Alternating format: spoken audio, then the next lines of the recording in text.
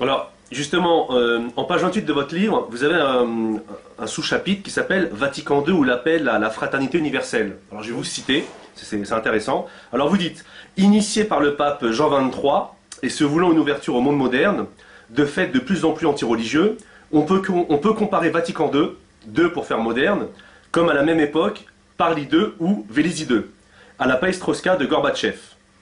Est-ce que vous pouvez un peu développer cette idée de Vatican II ou l'appel à la fraternité universelle? Tu continues à lire. Non, mais pour les gens qui vont regarder la vidéo, parce qu'on va pas lire tout le livre. Non, mais là, le paragraphe, il est très... Je dis qu'en fait, Vatican II est la ratification théologique, parce que finalement, on finit toujours par écrire quelque chose qui découle finalement d'une négociation et d'un rapport de force pratique. Ce que d'ailleurs les religieux, les catholiques intègrent, appellent le troisième ralliement. Mon plan rejoint totalement ceux des catholiques, puisque moi je dis qu'il y a 3 défaites et 3 soumissions de la catholicité depuis la Révolution française, et je vois que des catholiques, des théologiens catholiques parlent des 3 ralliements, et c'est exactement les miens, donc je ne me suis pas trompé, je ne connaissais pas leur thèse, elle se recoupe entièrement. Et je dis que Vatican II est la validation théologique du rapport de force de l'après-guerre dans le monde occidental. Il faudrait vraiment lire mon bouquin, et qu'en fait il valide théologiquement quelque chose qui est de l'ordre de la défaite de l'Église, et ils se soumettent, non seulement pratiquement, mais théologiquement, aux vainqueurs de l'époque, et finalement issus de la Deuxième Guerre mondiale, dans un contexte de victoire totale du judéo-protestantisme, et de début de la colonisation. Hein, voilà. D'accord. Et de domination maçonnique, parce que tout ça, ce qui est au-dessus de tout ça, Déclaration universelle des droits de l'homme, c'est, je ne vous dis pas qui était Jean Monnet, ni René Cassin, etc. Et je dis, voilà, l'Église, pour survivre, exactement comme elle l'a fait déjà sous la Révolution française, et comme elle l'a fait à la Troisième République, finalement, pour ne pas tout perdre, se soumet au pouvoir du moment, et plutôt que de le faire, pour ne pas être en désaccord entre sa pratique et sa théologie, finalement, trafique sa théologie pour dire, vous voyez, c'est conforme comment dirais-je, à nos textes. Mais en réalité, les églises ne font jamais que réécrire en permanence pour s'adapter. Je ferai la même métaphore. Au XIXe siècle, tous les rabbins sont antisionistes et violemment contre le projet de Herzl. Aujourd'hui, l'église juive, officiellement, est sioniste. Ce qui veut dire que, alors les gens qui disent est-ce que c'est une hérésie ou pas, on s'en fout. Les églises, c'est politique. Alors, elles adaptent, tu vois. À un moment donné, le roi d'Angleterre décide de se passer du pape et il crée l'anglicanisme, hein, en allant chercher des rabbins à Venise d'ailleurs, et il crée une religion qui lui permet de faire ce qu'il veut. Voilà. Et alors à un moment donné, si vous êtes un théologien anglican, c'est quoi? C'est politique? Alors toi, tu es un catholique, tu vas dire oui, c'est une escroquerie politique, l'anglicanisme. Mais si tu es un homme de foi anglican, tu dis non, on est sorti de l'erreur et du mensonge catholique. Et les protestants vont te dire la même chose. C'est pour ça que moi, ces débats scolastiques ne m'intéressent pas. Parce qu'ils n'ont pas de sens. Tu vois ce que je veux dire? Tu crois à ce que tu crois, et si tu crois, par définition, c'est indégossiable et indiscutable. Donc je ne vais pas discuter avec toi de l'ordre de la foi. Alors il y a des catholiques qui me disent c'est scandaleux votre critique de Vatican II, qui sont, j'en ai un là qui m'a tourné le dos, qui s'appelle Xavier Moreau, parce que lui il est papiste. Il m'a dit tu vois, le pape va casser la baraque, il va être génial. Je vois ce qu'a fait Ahmadinejad au niveau du combat contre l'Empire. Je vois que ce qu'a fait finalement Ratzinger, malgré tout son brio théologique, c'est demander en dernière instance aux prêtres pédophiles de mettre des préservatifs. C'est pas terrible comme combat contre la bête. Hein, voilà. Donc, c'est pas ce qu'il a dit, mais oui. Oui, ça revient exactement à ça. Tu vois. Et alors les cathos qui sont dans l'église me disent c'est une honte, c'est un blasphème, mais les cathos tradis me disent vous avez parfaitement raison, on est vous pourrez en parler ça avec Jovanovic, puisque vous allez le voir bientôt. Cette église est la putain de Babylone, et nous sommes à l'avant-dernier pape, et cette église est entièrement satanique. Bah, débrouillez-vous entre vous. D'accord. Alors justement, c'est très intéressant ce que vous dites. Je voudrais vous lire un petit texte, rapidement, c'est très rapide. Alors c'est écrit. Cet organisme de caractère général, dont l'autorité au plan mondial et qui possède les moyens efficaces pour promouvoir le bien universel, doit être constitué par un accord unanime et non imposé par la force. Si ce pouvoir supranational ou mondial était instauré de force par les nations plus puissantes, on pourrait craindre qu'il soit au service d'intérêts particuliers, ou bien qu'il ne prenne le parti de telle ou telle nation, ce qui compromettrait la valeur et l'efficacité de son action. C'est la raison très valable pour laquelle les communautés nationales n'acceptent qu'à contre-cœur un pouvoir qui leur serait imposé de force, ou aurait été constitué sans leur intervention, ou auquel elles ne seraient pas librement ralliées. Est-ce que vous savez c'est de qui ce texte? Ratzinger? Non, c'est Jean XXIII, Pacem in ternis, Vatican II, 1er avril 1963. C'est au paragraphe 138, c'est sur les dangers du nouvel ordre mondial. Ouais, mais peut-être qu'il y a... Oui. D'ailleurs, il dit les dangers dans la manière de l'accomplir, non? Il dit pas les dangers du nouvel ordre mondial. Il parle des médiations. Enfin, de toute façon, je pense qu'on peut trouver... Moi, j'ai essayé de ressortir les lignes de force de Vatican II. C'est main tendue aux religions exotiques, indiennes, etc. Oui, c'est ça. C'est réconciliation avec les musulmans, et c'est enterrage de la hache de guerre avec les protestants, et c'est cesser de déclarer le peuple juif comme peuple déicide. Moi, je suis dans la virilité intellectuelle, c'est ça le contenu objectif de Vatican II. Le reste, c'est des guirlandes. Hein, c'est ça, Vatican II. Vous n'allez pas me dire le contraire. C'est ça. Hein, on aime bien les hindous. On s'en fout, c'est loin. On aime bien les hindous, ils sont sympas, parce qu'ils sont aussi pour la paix universelle. Les musulmans reconnaissent bien qu'ils ne pensent pas que le Christ soit le Messie, au sens où on l'entend nous, c'est-à-dire le Dieu aime quand même bien Jésus et Marie, donc c'est des potes. Et avec les protestants, on va arrêter de se bastonner. Hein, ce sont nos frères, le texte, alors qu'avant c'est la guerre à mort, entre protestants et catholiques, et puis les juifs avec ce qu'ils ont souffert, on va cesser de dire que c'est le peuple déicide, c'est-à-dire qu'on va faire exactement comme toute la psychanalyse, à cesser de dire que l'homosexualité était une pathologie, c'est-à-dire qu'il n'y a aucun argument théologique, c'est avec ce qu'ils ont morflé, on va arrêter de parler de ça. Je veux dire, voilà, c'est ça Vatican II, le reste j'en ai rien à foutre, c'est ça et c'est rien d'autre. Mais il y a quand même des textes qui disent le contraire de... Non, c'est pas vrai, ils disent pas le contraire. Aujourd'hui, Benoît XVI a dit qu'il fallait ouvrir les frontières comment dirais-je, aux sans-papiers et aux Tunisiens. Ils ont intégré de A à Z le processus mondialiste. Et d'ailleurs, les critiques de l'Église, et là je peux même flatter quelque part certains païens, de toute façon dans l'universalisme chrétien, excusez-moi, il y a déjà de toute façon le mondialisme. Hein, à part que dans la Genèse, effectivement, il y a Babylone, enfin il y a la tour de Babel. Hein.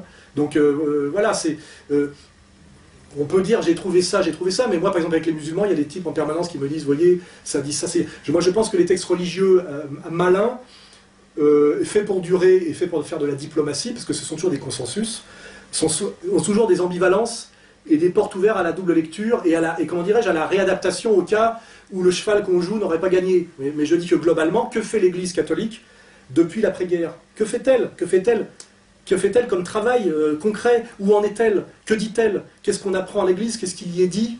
Contre quoi l'Église combat-elle? Soyons honnêtes, que fait-elle? Comment traite-t-elle les traditionalistes, par exemple? Comment elle les traite? Comment, même Ratzinger, qui a essayé à un moment donné de leur tendre la main, comment il s'est comporté dès qu'on lui a mis un peu la pression? Je veux dire, où est la virilité là-dedans, d'une certaine manière? Par exemple, sur l'excommunication, il n'a pas levé l'excommunication de Monseigneur Williamson, alors que tout le monde voulait qu'il... Ah ouais, mais c'est quand même... C'est-à-dire que c'est ça, ils l'ont à moitié abandonné. C'est-à-dire que, effectivement, l'Église catholique, avec Benoît XVI, on est à chaque fois dans le demi-courage. Je crois qu'il n'y a rien de pire. C'est-à-dire que c'est incompréhensible pour les gens extérieurs à l'Église, et ça déçoit tout le monde. Ça déçoit les modernistes parce que c'est un peu trad, ça déçoit les trad parce que c'est un peu moderne. Ratzinger est un grand théologien, mais malheureusement, il n'a pas la virilité politique parce que l'Église a tellement à perdre dans le combat qu'elle devrait mener, c'est ce que déjà disait Léon Blois, qu'elle préfère quand même encore sauver les meubles. Et moi j'ai vu une vidéo récemment, tu vois Ratzinger dans ce palais intégralement païen qui s'appelle c'est entièrement païen, excuse-moi, la chapelle Sixtine, c'est catholique la chapelle Sixtine? Tu as regardé ce qui est peint au plafond? C'est païen de A à Z, hein, pour moi, c'est que des corps à poil, etc. Enfin bon, c'est grec, au mieux. Et moi je vois Ratzinger regarder un numéro d'équilibristes en slip qui ont été sélectionnés pour un festival de trapézistes gays. Qu'est-ce que ça fait ça au Vatican? D'accord, mais c'est pas dans les textes, aucun moment. Ouais. Qu'est-ce que ça fait ça au Vatican? Comment moi je peux défendre l'Église quand un musulman me montre ça? Ça a circulé partout sur Internet. Et tu vois Ratzinger qui bave en regardant six musclores en slibard, en train de se frotter les uns sur les autres. Excuse-moi, mais je veux dire, là, je me pose des questions, tu vois. Donc moi je ne suis pas religieux, je ne suis pas catholique. De toute façon, les catholiques, je te le dis, je peux avoir du respect pour des combattants, mais profondément, ils m'emmerdent. Ils sont toujours en train de se déballonner au dernier moment, ça va jamais comme il faut. Qu'est-ce que fait Romain Mary depuis 20 ans ou 30 ans? À quoi servent ces gens-là? Est-ce qu'il est catholique, Romain Mary déjà? Il le prétend. Ouais. Face à moi, il le prétend, oui. Il incarne, soi-disant, la catholicité et l'honneur catholique. Moi, ce que je vois, c'est que quand j'aimerais entendre un discours de Benoît XVI, qui soit du niveau du dernier discours d'Ahmadinejad à l'ONU, il pourrait le reprendre entièrement. Il ne le fait pas. Parce qu'il n'a pas ce courage, tout simplement. Parce que je pense que théologiquement, il est exactement... Parce que c'est peut-être pas son rôle aussi. C'est quoi son rôle? C'est un syndic de faillite? C'est d'accompagner la liquidation de l'Église jusqu'au bout, sans aucun sursaut de colère, ou sans rien tenter d'un peu glorieux. C'est-à-dire qu'Amish préférait un truc à la palestinienne. Tu sais que tu veux qu'on parle de l'ordination des prêtres en France, des églises, de la situation, je ne parle pas des ordres fermés, qui eux se portent très bien, qu'il faudrait d'ailleurs réfléchir. Hein. Mais je te parle de la situation de l'église pastorale au quotidien. C'est une catastrophe. Ah oui, bien sûr, il y a des problèmes. C'est la faillite. C'est pas le problème. S'il n'y a pas un sursaut avec des vrais combats menés contre les vrais ennemis. Le pape aujourd'hui est un syndic de faillite. Enfin, l'Église en 2000 ans, on a vu d'autres, hein. Il y a eu des périodes beaucoup plus pires que ça. Au Moyen-Âge, pendant 70 ans, il n'y a pas eu de pape, il y a eu le grand schisme, bon, ça n'a pas empêché que... Oui. Mais pour que ça rebondisse, il faut quand même que des gens se retroussent les manches et fassent quelque chose. Oui. Pas en permanence de la soumission, du ralliement et de la lâcheté, des demi-vérités, des demi-mensonges. Et en fait, qu'est-ce que font ces gens-là? Ils font de la diplomatie en permanence. Il n'y a rien de moins théologique, il n'y a rien de plus éloigné de la foi que la diplomatie. Or, qu'est-ce qu'il y a au sommet de l'Église catholique? Des diplomates. C'est-à-dire que des gens qui ont parfaitement identifié leurs ennemis, qui passent leur temps à les martyriser, les prêtres pédophiles, d'où ça vient, etc., etc., et qui, au lieu de mener le combat frontal contre leurs ennemis, en disant on en a marre, etc., d'être désignés par des gens, on en a marre de reprocher ce que le pape aurait fait pendant la guerre alors qu'il a protégé les juifs, on va parler du contenu explicite du Talmud et de comment le judaïsme talmudique considère le Christ. Quand est-ce qu'on en parle de la vision? On ose en parler? Tu vois, on n'arrête pas de demander à l'Église qu'est-ce que l'Église aurait fait ou pas fait pour les Juifs pendant la guerre. Alors qu'on sait, par les déclarations du rabbin de Rome qui s'est converti et des grandes instances après-guerre, que le pape a fait de son mieux pour aider les Juifs pendant la guerre, et que Hitler était tout, excuse-moi pour Renoir, mais il était tout sauf catholique, hein, Adolf Hitler. Il faut être très naïf pour penser que, évidemment, quand il reçoit De Grey, il lui dit « j'aime bien le catholicisme », parce que il prend, tu vois ce que je veux dire, hein, c'est un politique lui aussi. Mais il ne faut pas rêver. Je veux dire, de dire que l'Église a marché main dans la main, le papisme a marché main dans la main avec le national-socialisme allemand, c'est un scandale. Ouais, il suffit d'être un peu cultivé, de voir quels sont les fondamentaux de l'hitlérisme, tu vois. C'est pas du tout la catholicité. Et de lire même... les propos de table de Hitler, etc., et de voir de toute façon d'où ça vient, etc. Je veux dire, c'est une discussion assez claire. Or, on demande en permanence des comptes à l'Église catholique sur la période effectivement, qu'on appellerait l'occupation, et l'Église n'arrête pas de s'excuser d'avoir osé ne pas en faire assez, etc., comme si le destin de l'Église était de faire tout ce qu'elle peut, tu vois, pour sauver les Juifs. D'ailleurs, c'est ce qu'elle fait, puisqu'elle essaye de les convertir. C'est la seule chose qu'elle peut faire. Et alors qu'en permanence, nous avons un monde qui n'arrête pas de tirer à boulet rouge sur l'Église catholique, et ce ne sont pas les musulmans qui le font, en réalité, sur le plan théologique et journalistique. Je n'ai jamais vu, moi, des musulmans attaquer les prêtres, enfin, dénoncer les prêtres comme pédophiles, etc., etc.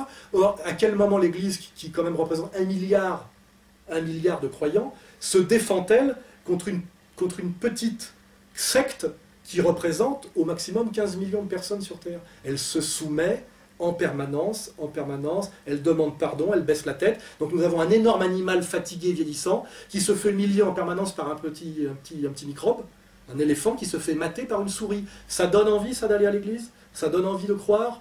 Ça donne envie de se battre? On pourrait dire la même chose, par exemple, pour la France, pour le combat français. Oui, mais ça veut dire qu'on se bat en dehors de l'église si on se bat pour elle, et on se bat en dehors de l'UMP si on se bat pour la France. Tu vois ce que je veux dire? Ça veut dire la même chose. C'est-à-dire que si on veut sauver la catholicité, ça passe sûrement pas par le soutien au Vatican. Ou alors c'est qu'on n'a rien compris, ou alors, je me trompe, mais on va vérifier, il suffit de regarder les chiffres. Okay. Je suis désolé, j'ai un grand respect pour le théologien Ratzinger, mais en tant que patron de l'Église et en tant que diplomate suprême de l'Église, son apostolat est un échec intégral. Je le dis, un échec intégral, voilà. Ouais, enfin, faut...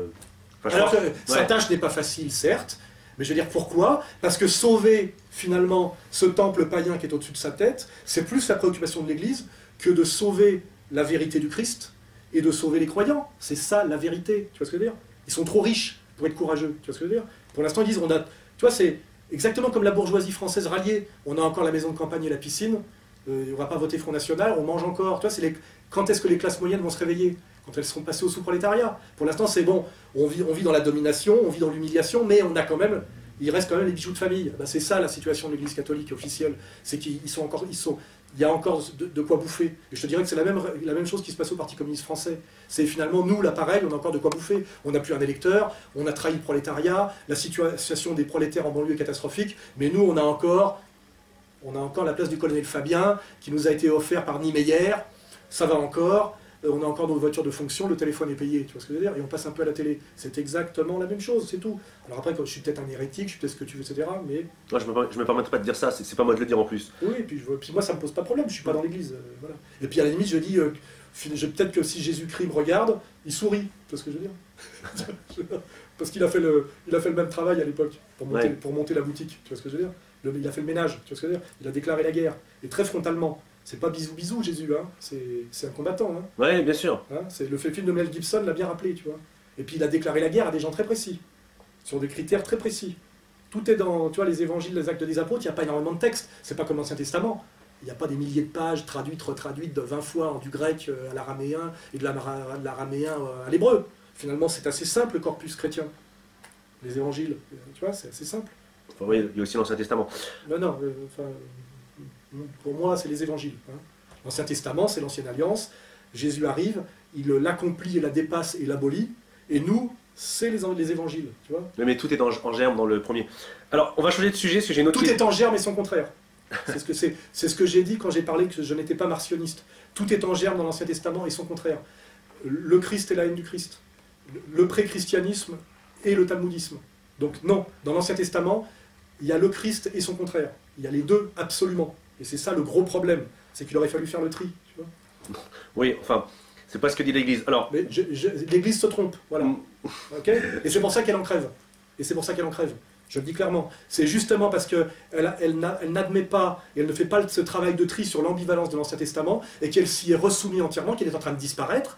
Parce que quand on admet finalement que nous sommes les petits frères dans l'ordre du divin, du judaïsme, alors que le judaïsme ne reconnaît pas le Christ, eh ben on admet qu'on est un sous-produit du judaïsme, que le judaïsme ne reconnaît pas. Donc on admet sa disparition sur le plan théologique, et donc sur le plan terrestre finalement. Voilà, ça s'appelle la virilité intellectuelle, et ça s'appelle le sérieux de la théologie et des concepts. Voilà, hein, c'est que quand vous dites que quelqu'un vous est supérieur alors qu'il vous dit que vous n'êtes rien, vous vous soumettez alors qu'il vous nie, ce qui est exactement le contenu explicite, non seulement de Vatican II, mais de tout ce qui s'est passé depuis, vous admettez la mort de l'Église. C'est-à-dire que vous vous soumettez à ceux qui ont décidé que vous n'existez pas et qu'on doit vous détruire. Ok ? Voilà. Et ça, les yeux dans les yeux, c'est exactement ce que l'Église accepte aujourd'hui et ce qu'elle fait. Voilà. Hein ? Et c'est pour ça que comment il s'appelle, Lustiger est rentré dans la cathédrale Notre-Dame de Paris à la lecture du Kaddish. Quand il est mort, oui. Ouais, voilà. C'est clair ou c'est pas clair?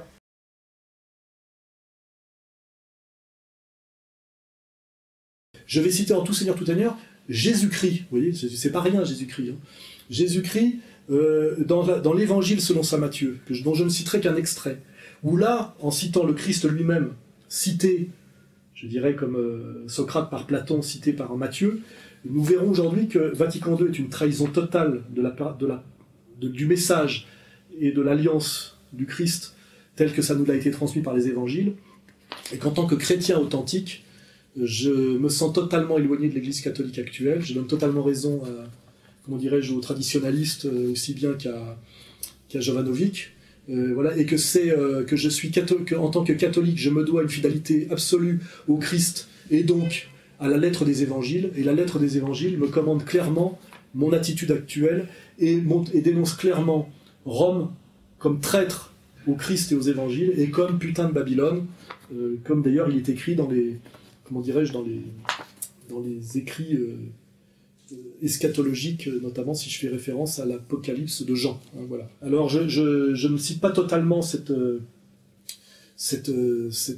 partie des évangiles selon Matthieu, mais qui est ultra connue. On mettra peut-être l'extrait en entier, mais vous allez voir que c'est explicite et que c'est pas du tout le Christ de Thésée, le Christ droit de l'homiste et le Christ bisou qui fait moi-même que je finis par préférer le prophète armé Mahomet à ce Christ qu'on nous vend comme une espèce de type qui aujourd'hui rejoint les enfoirés et les restos du cœur. Voilà, le vrai Christ n'est pas celui-là. Malheur à vous, scribes et pharisiens hypocrites, car vous payez la dîme de la menthe, de l'ânette et du cumin, et vous négligez les choses les plus importantes de la loi, la justice, la miséricorde et la fidélité. Il fallait faire ces choses-ci et ne pas omettre celles-là. Conducteur aveugle qui coulait le moucheron et qui avalait le chameau. Malheur à vous, scribes et pharisiens hypocrites, car vous nettoyez le dehors de la coupe et du plat, tandis qu'au-dedans vous êtes plein de rapine et d'intempérance. Pharisiens aveugles, nettoie premièrement le dedans de la coupe et du plat, afin que le dehors en devienne aussi net. Malheur à vous, scribes et pharisiens hypocrites, car vous ressemblez à des sépulcres blanchis, qui paraissent beaux par dehors, mais qui au-dedans sont pleins d'ossements de mort et de toutes sortes de pourritures. Vous, de même, au dehors, vous paraissez juste aux hommes, mais au-dedans, vous êtes remplis d'hypocrisie et d'injustice. Malheur à vous, scribes et pharisiens hypocrites, car vous bâtissez des tombeaux aux prophètes et vous ornez les sépulcres des justes. Et vous dites, si nous eussions été au temps de nos pères, nous n'aurions pas été leurs complices pour répandre le sang des prophètes. Ainsi vous êtes témoins contre vous-même que vous êtes les enfants de ceux qui ont tué les prophètes. Et vous comblez la mesure de vos pères. Serpents, race de vipères, comment éviterez-vous le châtiment de la Géhenne?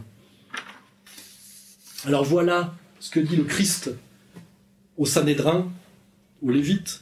Et voilà pourquoi le Christ est venu pour rétablir la vraie religion du vrai Dieu, c'est-à-dire amener la nouvelle alliance pour abolir l'ancienne qui avait été totalement trahie par les élites juives, c'est-à-dire du Sanhédrin. Le message du Christ est explicite, c'est un révolutionnaire. Il est venu pour chasser les marchands du temple, il est venu pour lutter contre ce détournement de la religion de Dieu en religion mammonique. Et aujourd'hui, s'il était présent sur terre, peut-être l'est-il, il serait assis ici à côté de moi, hein, et il ne trônerait pas à côté, comment dirais-je, du pape actuel sur le trône de Saint-Pierre. C'est une certitude. Ce texte, je mets au défi de faire rentrer ce texte dans Vatican II. C'est pour moi strictement impossible. C'est comme faire rentrer, comment dirais-je, un carré dans un cercle dans un carré. On va voir. Je sais pas, on verra. Enfin voilà. Et ça, je le dis aussi pour mes frères musulmans. C'est ça le Christ, vous voyez, hein, c'est pas tendez la joue gauche.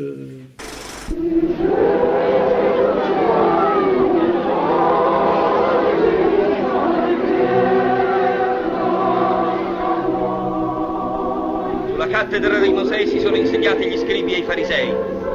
Fate dunque e osservate tutte le cose che vi dicono, ma non imitate le loro opere, perché dicono e non fanno. Legano insieme pesi gravi e difficili a portarsi e ne caricano le spalle degli uomini, ma essi non li vogliono rimuovere neppure con un dito. Fanno tutte le loro opere per essere ammirati dagli uomini, portano filatterie molto larghe, lunghe frange ai loro mantelli, amano i primi posti nei conviti, i primi seggi nelle sinagoghe, le riverenze nelle piazze ed essere chiamati signori dagli uomini. Ma voi non vi fate chiamare signori, perché uno solo è il vostro maestro e voi siete tutti fratelli. E nessuno chiamate sulla terra vostro padre, perché uno solo è il Padre vostro, quello che è nei cieli. E non vi fate chiamare precettori, perché uno solo è il vostro precettore, il Cristo. Voilà, c'est aussi un combattant de la vérité. Hein. Voilà, n'oublions pas qu'il a payé de sa vie pour ces vérités. Car une fois de plus, il a été mis à mort par la volonté du Sanhédrin, qui s'est caché derrière, comment dirais-je, l'occupant romain, malgré que Pilate ait proposé Barabbas et malgré que Pilate se soit lavé les mains. Exactement aujourd'hui comme d'autres vont se cacher derrière le Front National pour ratonner les immigrés qui étaient les chances pour la France hier, qui seront demain les vilains islamistes parfaitement manipulés et instrumentalisés. On est toujours dans cette même stratégie triangulaire du régner par le mensonge, par la ruse, par la manipulation, ce qui est effectivement l'essence, comment dirais-je, de la démarche satanique, hein, voilà. De la malhonnêteté, du mensonge. Voilà.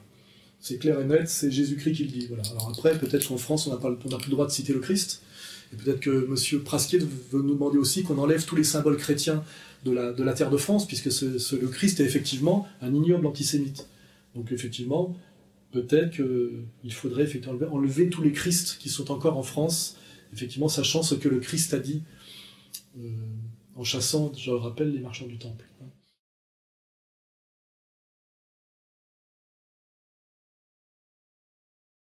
En rapport un petit peu avec ce qu'on disait tout à l'heure sur la spiritualité et le politique, on nous demande la position du Vatican, la récente visite du pape.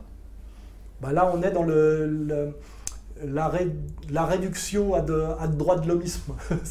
Aujourd'hui, le pape est un agent du droit de l'homisme mondial. Il pourrait peut-être être validé par l'ONU, comme le sont Amnesty International et d'autres gris-gris comme ça. Et il fait du droit de l'homisme, c'est-à-dire ça n'a rien à voir avec la catholicité, c'est-à-dire avec la théologie catholique, avec le papisme bien compris. Alors on peut le trouver émouvant, sympathique, mais sur le long terme, il participe malgré tout de la destruction finale de ce que les talmudistes de combat appellent le 4e Empire, c'est-à-dire Rome, qu'on doit comprendre comme l'Église catholique à la fois et comme l'Occident, je dirais, helléno-chrétien. Il continue d'accompagner avec un sourire bonhomme la destruction du catholicisme. Voilà. Et moi, je me sens beaucoup plus proche, effectivement, la fraternité Saint-Pédis, de ce point de vue-là, que du pape. Ce pape est gentil, mais je ne pense pas que le mot « gentil » soit un qualificatif valable pour quelqu'un qui est censé être le vicaire du Christ sur Terre et défendre la religion d'1 milliard d'individus. Vous voyez, hein, c'est une espèce de super ou de sous-Jean-Paul II. On ne va pas aller très loin avec ça. Il est gentil, et est-ce que c'est un gentil? Oui, c'est un gentil. Oui, y a pas de... Je crois qu'il est gentil au point même que quand il se retrouve face aux élites talmudo-sionistes en Israël, il va jusqu'à cacher sa croix pectorale, sans doute pour ne pas gêner des gens qui sont, je le rappelle, des gens dont la fondaison de leur religion, qui, je le rappelle, est post-chrétienne, puisque talmudiste, est la haine du Christ, la mise à mort du Christ et le refus du Christ comme Messie, ce qui fonde notre religion à nous. C'est-à-dire, ce qui fonde notre religion à nous, c'est que le Christ est le Messie. Et je rappelle que c'est la négation de ce substrat fondamental qui fonde la religion des gens dont notre pape est allé baiser la main. On remettra la photo. Voilà. C'est catastrophique hein, sur le plan théologique, en tout cas. Hein, voilà. Après, la question de l'islam, c'est autre chose. Les musulmans ne reconnaissent pas que le Christ est le Messie tel que nous le concevons, c'est-à-dire avec la conception trinitaire, effectivement, mais au moins, ils le respectent infiniment, ainsi que Marie. Et dans le Saint-Coran, il est bien admis que le Christ est celui qui ressuscitera à la fin des temps pour vaincre l'Antéchrist. C'est-à-dire qu'ils mettent bien dans le combat pour le bien et le combat contre l'Antéchrist, Jésus-Christ au sommet de la hiérarchie. Ce qui est quand même mieux que le traitement du Christ par le judaïsme talmudo-sioniste. Hein. Et ça, le pape est quand même suffisamment versé en théologie pour le savoir.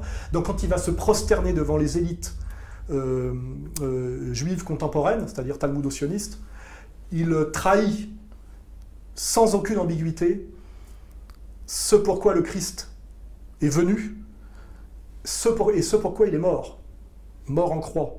Hein. Et là-dessus, je prétends donner une petite leçon de théologie catholique au pape lui-même, ce qui est très mauvais signe. Voilà, en tant que hegeliano-marxiste.